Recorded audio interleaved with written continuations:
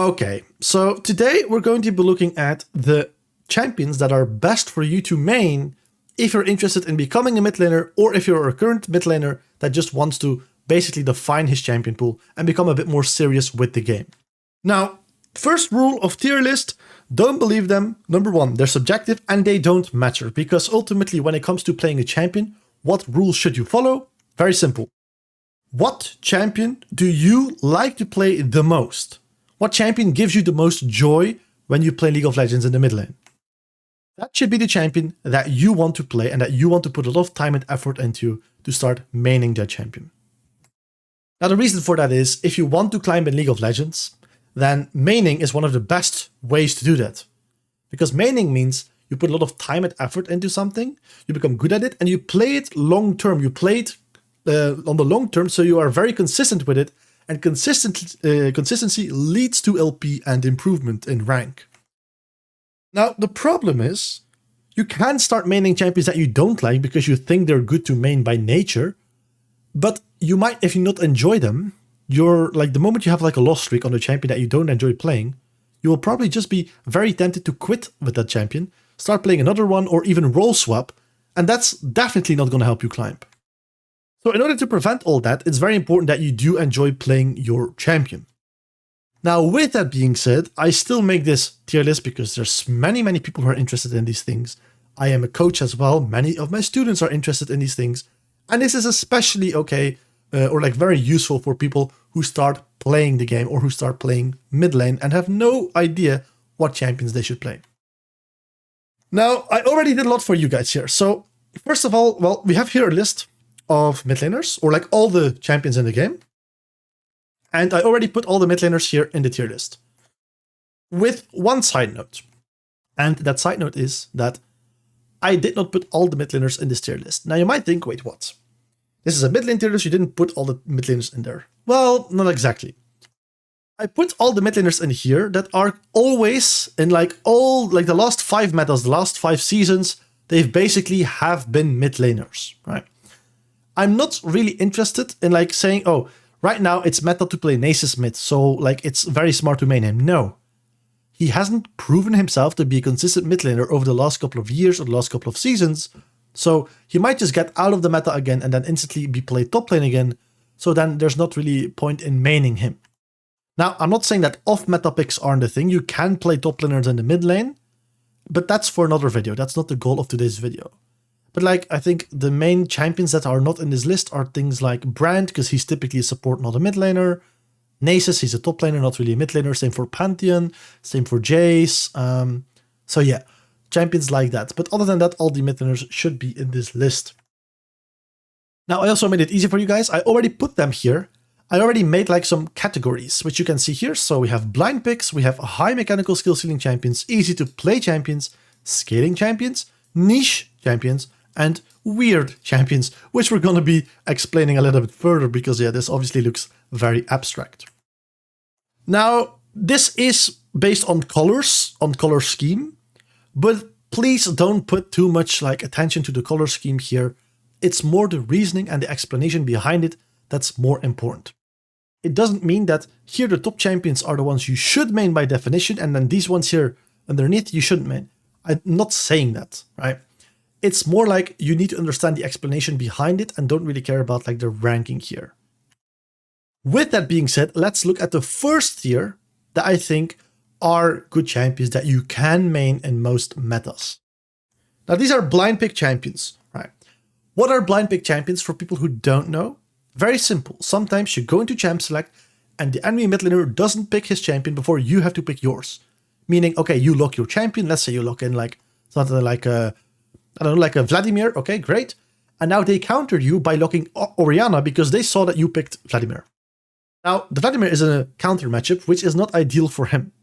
So you can basically skip this, and by just playing a champion who is very good blind pick, a champion that you can't really counter, even though you need to pick it first. Champions like that are Ahri. For me, she is the best blind pickable mid laner in the game, and she has been that for like the last couple of seasons. Ahri has been like she has everything. She has wave clear, she has roaming potential, she scales pretty well, her early game is pretty well, her mid game is really good. So she has basically everything. She can go assassin type, she can go more peel-like, she can go more consistent damage with like Malignance Liandry, she has everything. So the majority of these champions here will be very difficult to counter in lane, and they will always have like some impact in the game. So Ahri is my number 1. Karma can also be my number 1. She can be like the best blind pick in the game, but she is more meta dependent. Where Ahri is always a pick in the meta, Karma is not always a good meta blind in the mid lane, because she's not always good in the mid lane in every meta. But whenever she is, she always turns out to be the best blind pick in the game next to Ahri. So that's why I still put her up here, even though she's not really like a consistent mid laner, she's not always a mid laner in the meta. And then we have typical champions like Lissandra. She's a lockdown champion. Like if you play something like LeBlanc into a Lissandra, she can easily lock you down. Like basically make sure that the Katarina or the Irelia or the LeBlanc doesn't get kills in lane. She can match your push typically, or out push you and out roam you. She has a lot of CC, so she doesn't need to get a lead in lane because she will be useful in skirmishes and team fights anyway. So a very consistent pick. Then we have something like Orianna. Mages are typically like here. We have a typical mages. I'll put Nico here because I will explain in just a bit. But typical mages like Orianna, Syndra, and Victor are very blind pickable because they are typically lane bullies. And the best ways to counter them is picking other mages, but those are typically skill matchups. Like if you play Syndra, for example, like people can't really counter you. They can pick like Orianna into you, but that's also like not a counter matchup. It's more of a skill matchup. So mages are always good consistent because they have long range, relatively short cooldowns, they scale incredibly well, and even in the early game, where they might not have an insane amount of damage, they are lane bullies because of their long range.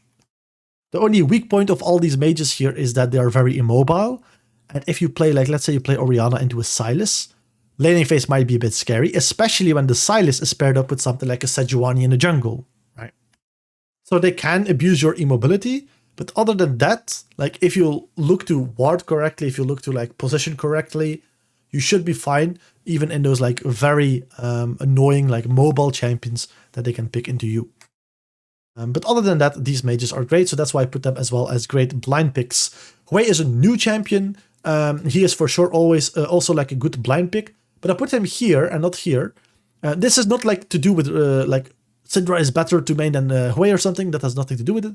But it's more like I try to put them in like categories, whereas you have Ahri, Karma, best blinds, and we have Lissandra, a nullifying champion. Ori, Syndra, Victor are like typical mages. And then Hui is also a typical mage, but he also has insane range. That's why I put him more with Vel'Koz, Xerath, and Ziggs, who are artillery mages. Now you could argue if Hui here is an artillery mage or not. He can also be a standard mage. I would say he has a lot of range. So for me personally, I would describe him as an artillery mage, just like a Vel'Koz, for example. Now, artillery mages, they have like insane amount of range. Think of Xerath, for example. They have an insane amount of range, so they're very difficult to kill as they can basically stand under their turret. Again, they're very immobile, that's their weakness, but other than that, it's very difficult to bully them in lane. And then Nico is also a mage, and she also has a lot of CC with her ultimate and E, and her W, she can make a lot of plays. So she has a lot of value that she can get like even outside of the lane, like in the mid and late game skirmishes and team fights. So that's why she's a good blind pick, because additionally on top of that, she also has a good lane. Into most matchups, she thrives, especially melee matchups or short range matchups. The only thing is, they're like mages like Victor, for example. They can easily bully a Nico because they do outrange a Nico. But even then, I believe like Nico scales really well. She has a lot of CC. So in the very few matchup where she does get outranged, it might become difficult to play the game. But even then, you offer so much that you're always going to be useful. Now, that's it for the blind picks. Then we go to the high mechanical skill ceiling tier. Right. Now, what are these champions? These are champions that they have a lot of, like they have a high skill ceiling. That's basically it. Like it will take you immense amount of times to just become good on those champions. And even then, even when you think you've mastered the mechanics on these champions, you can always go further. You can always improve more and more and more. So these are champions that it's literally like very valuable to main them, because if you put a lot of time into them, you will improve in their mechanics, right? Because there's like, you can improve infinitely basically. So the more time you put into it, the more you improve. So it's like a nice correlation, right? You put more time into it, you improve more. So it's great to main those type of champions. And these champions are Akali, Irelia, we have Katarina, we have LeBlanc, which is one of my favorites as well. She could also be a blind pick champion. I'm going to talk about that in just a bit. We have Kiana, Talon, Zed, and Zoe. Now, some people might argue, hey, why is my champion not in the high mechanical skill ceiling? This is subjective, and I also, I needed to categorize this. So I put the most extreme cases into the high mechanical skill ceiling. I put the most extreme cases into the easy to play.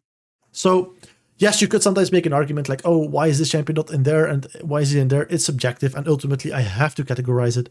So that's why. Now, these champions here, they are high mechanical skill ceiling champions. And on top of that, I would say like even a LeBlanc is pretty blind pickable. Also, like Akali is also really blind pickable. Other than that, I think Katarina suffers in most laning phases, but she does have a lot of high skill ceiling. So she can, like, if you become good on her, you can easily carry games by roaming and team fighting. Same for Irelia, she might struggle in some lanes. Same for Kiana, same for Talon, same for Zed, and Zoe she's a very weird champion. I could put her in here, but she's weird in the sense that like how her kit works. But I've noticed that like people who like have an insane amount of mastery points onto this champion, they typically are extremely good on this champion. That's not the case for all champions, but on Zoe specifically, that's the case because she also has a very high skill ceiling. So that's why I do put her here and not in the weird tab. Now, then we go to the easy to play champions. Again, people might argue with this, but the easy to play champions in my eyes are Annie, Twisted Fate, and then we have Malzahar, Neferi, Echo, and Fizz. Now, I would say Fizz is perhaps not super easy to play, so I'm going to start with him. He's not the most easy champ to play. Now, he does have a very like intuitive kit, like his abilities are very easy to understand, but it doesn't mean that because every ability is easy to understand, that it's easy to like know your limits and stuff like that. But in general, he's not that hard to play as an assassin. Think of something like a LeBlanc, she's a lot harder than a Fizz. So to make that contrast, I put Fizz in here and not in the high mechanical skill ceiling. Same for Echo, also just an AP assassin who's also easy to play. Neferi is the same, she's an easy assassin to play, but she's AD rather than AP. So it's great to pick up in your pool. And then we have Malzahar. Yeah, he will always be of use with his ultimate. It's so important. He also has a lot of push in the laning phase, so he can nullify a lot of matchups. So also always useful.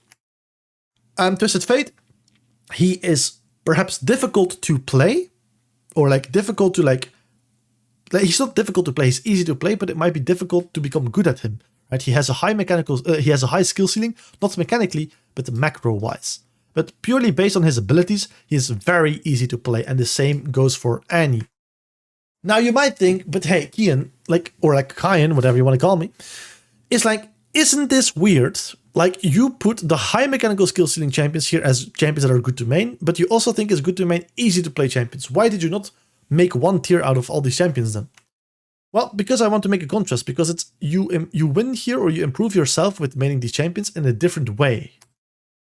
League of Legends, in its most abstract form, has two categories. You win the game by micro, like being mechanically very, very good, or macro, by understanding the game really, really well. Now, these champions here, LeBlanc, Katarina, Akali, these champions will typically be for people who are just very good mechanically. They're quick with their fingers, they understand combos, they're very mechanical. So those champions will accelerate mechanically mainly, and that's how they will mainly climb.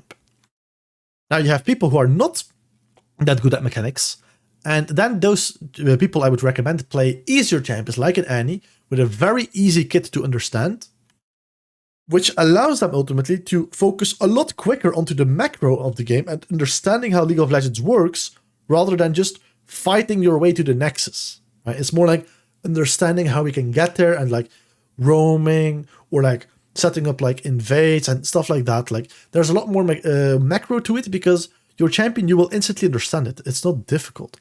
So you can instantly focus on the macro side of things. Whereas if you play something like a LeBlanc, that's not going to be the case.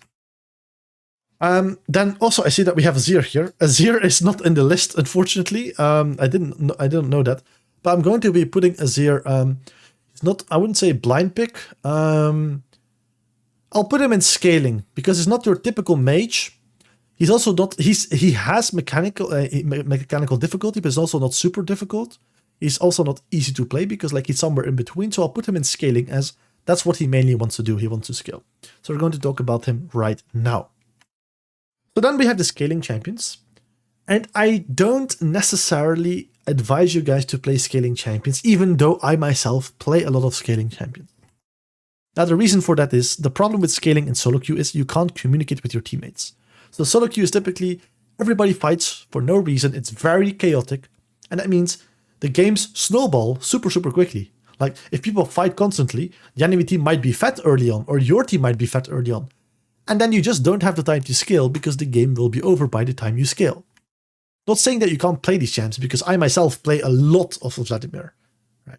So you can play these champions 100%. But it's just that it's not always going to be ideal for solo queue.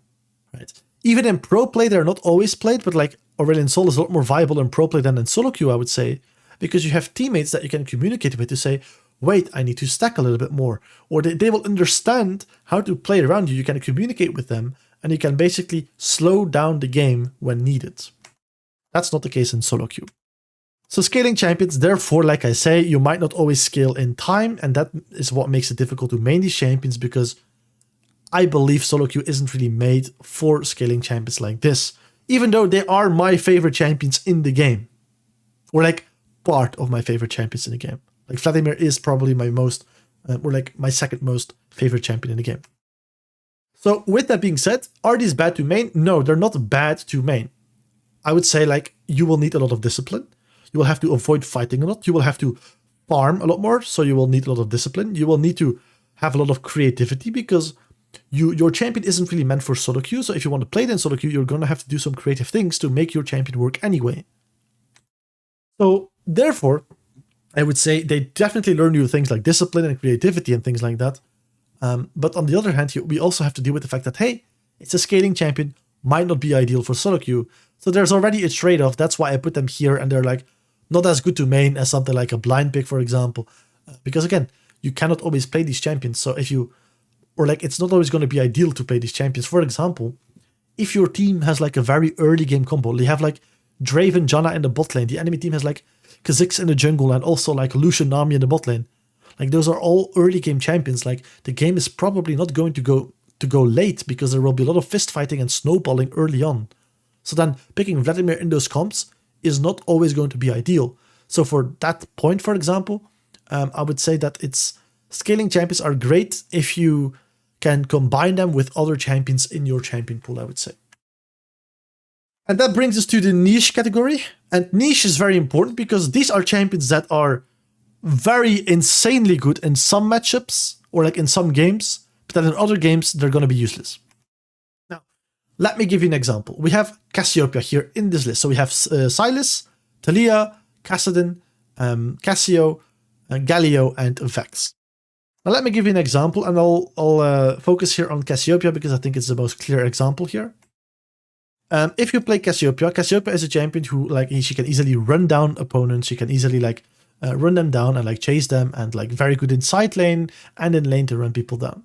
Problem is, what if you play versus a full range combo? What if you play in lane for something like an Orianna? Right? You're not going to be able to play the game, or like a Victor. Your laning phase is going to be extremely rough. If the enemy team has very long range champions in their team, your champion doesn't really work because your champion needs to have it from champions who want to engage onto you. You're an anti-engage champion. If they engage onto you, the enemy team, you ult them and you W them and then you run them down. Or you kite away while they try to run you down. You're very good as a champion into that.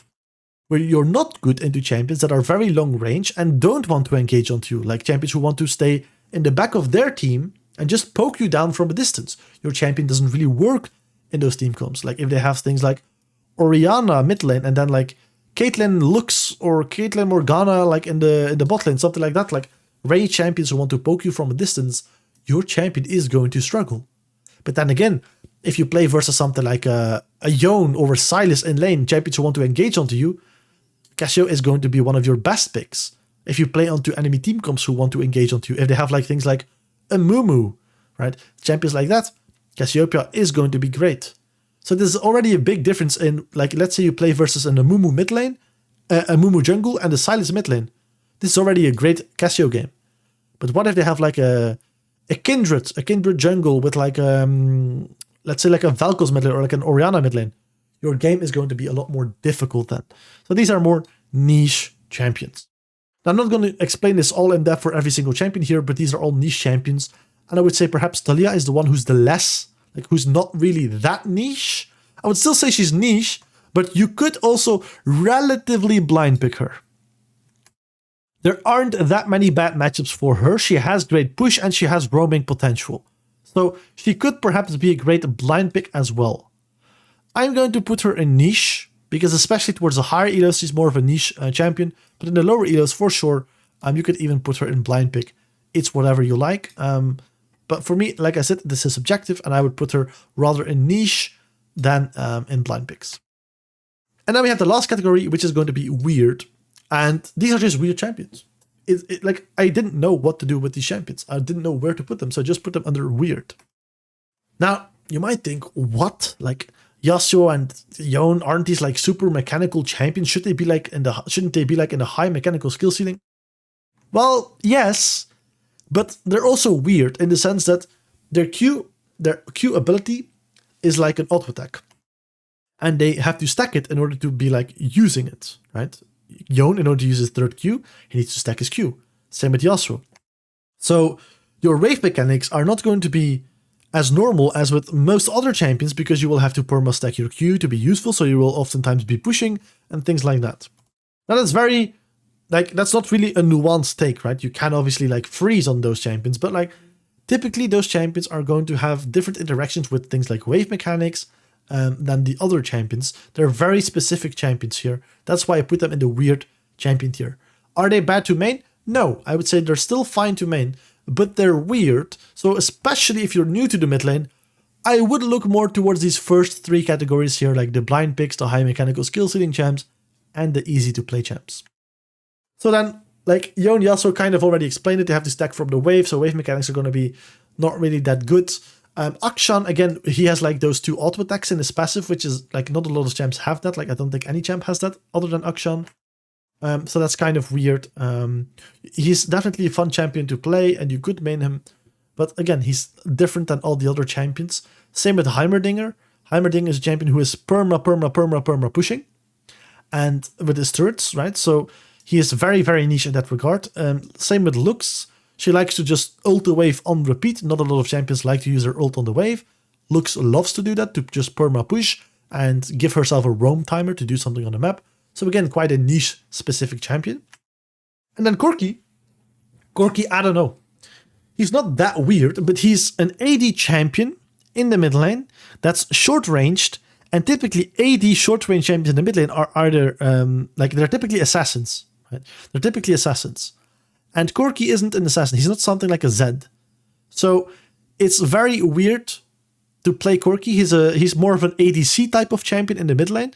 Like when you would go like Lucian mid lane, for example.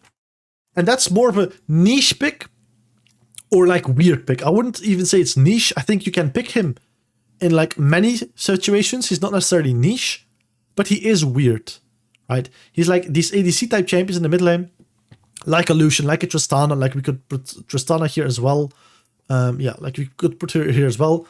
They are weird, right? ADC champions, they're typically get prio in the early lane, like look for plays, look to get prio, right? Even Corki doesn't really succeed that much at like getting early prio.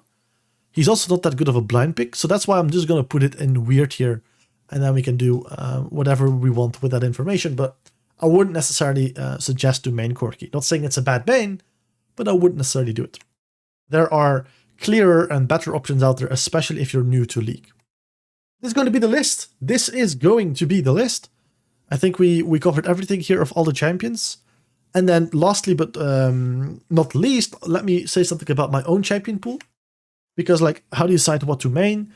I am like, obviously the longer you play the game, the more confident you're going to be on champions. And I would say I'm confident on a lot of champions. But the champions that I'm mainly confident on, I would say at this point are Kassadin, then Silas, I would say Vladimir as well. My Annie is also really, really good. LeBlanc, Irelia, Akali, Ahri, Ori, Victor. These are the main champions that I'm comfortable on right now that I could call myself a main on.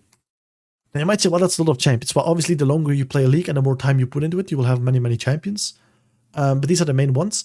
And that just goes to show that a good champion pool, especially once you climb to higher elos, should not just involve like a one trick. One tricking your champion, I believe, is like the best way to get to high elo. But once you get there, I think adaptability is a lot more important. And why would you make it yourself as hard as like perma blind picking Vladimir, right? Like if you play Vladimir a lot, like if you perma blind pick him, many times you're going to face Orianas, you're going to face Syndros, you're going to face like matches like that you don't like. And then why would you do that if you can easily pick up like an easy to play champion like Ahri? She's like the best blind pick in the game. So whenever like you don't feel like getting countered, you just pick Ahri then, and you should always be fine. So I like to play with this. I like to put multiple champions from different tiers in my kit and to play around with it. Now, it doesn't always have to be like a blind pick doesn't always have to be one of this tier. For me, for example, I don't necessarily use Ahri as a blind pick because I frankly just enjoy playing Akali a lot more than Ahri. And since Akali is like a very good, she's a very high mechanical skill ceiling champ. So she's obviously great to main, but she's also a relatively good blind pick. There are better blind picks out there, and obviously the ones that you see here above are, in my opinion, better blinds than Akali. But other than that, I would say Akali is still a great blind pickable champion. And since I enjoy playing her a lot more, and she's still valuable to main because she's a high mechanical skill ceiling champ, I play Akali a lot of the time as well, whenever I don't feel like getting countered on my Vladimir, for example. So then you can, hopefully that shows you how you can combine these tiers here, and how you also don't always have to pick like how you don't have to take every tier literally. Fun is a very big part of it. It's not like, oh, you need to blind pick a champion, pick Ahri. No. If you enjoy playing like LeBlanc, then you blind pick LeBlanc because she's also a decent blind pick. Now, I wouldn't advise to, like, if you are looking, like if you main a champion, but you look for like a decent blind pick, then I wouldn't just go with Katarina because you think she's like really fun, because she's not a good blind pick. She struggles in most lanes. So it wouldn't be smart if you pick Katarina for the reason of having a blind pick, and then she's not good at blind picking. So that's not how it works, right? If you want to, like, for example, add to your champion pool a good blind pickable champion or a decent blind pickable champion that you like, then you can go for those ones, but they need to be relatively good in blind pick. And then we have things like Akali and LeBlanc. They are very good blind picks, I would say, as well. But you see how I adapt my champion pool based on these tiers, and how not every tier is like black and white. Like some champions are also like high skill ceiling. From this, I would say like even Victor is quite high skill ceiling. His kit is easy, but like there's a lot of skill expression in that kit, so you could definitely put him here as well, I would say. But he's just a better blind than that he has like high skill ceiling. So again, we can chip away from these tiers and combine them and mix them and adapt them into our own champion pool based on fun. All right. So right now, after this video, if you say, hey, no, I am a Yone enjoyer, I love this champion, everything I just said, forget about it and start maining Yone.